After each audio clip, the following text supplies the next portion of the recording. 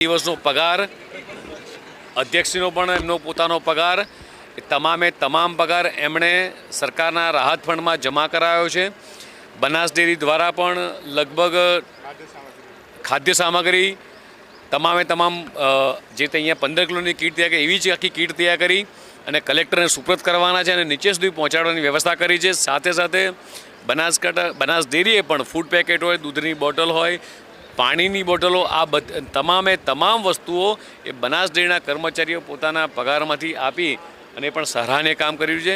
દુઃખની વાત એ છે કે બનાસકાંઠા જિલ્લાના જે સાંસદ છે, જ્યારે બનાસકાંઠા પૂરગ્રસ્ત પરિસ્થિતિમાં ડૂબ્યું છે, એની જનતા ડૂબી છે, ભારતીય જનતા પાર્ટીના તમામ કાર્યકર્તા, ધારાસભ્યો, પૂર્વ ધારાસભ્યો, બનાસ ડેરી પોતે, અધ્યક્ષશ્રીઓ, માન્ય મુખ્યમંત્રીશ્રી પોતે અહીંયા આવી રહ્યા છે, ત્યારે બનાસકાંઠાના સાંસદ જ્ઞાનીબેન ઠાકોરને અહીંયા ગુજરાતની પ્રજાને જોવા માટેની ચિંતા નથી અને કોંગ્રેસના અધિવેશનમાં જવાનો સમય છે.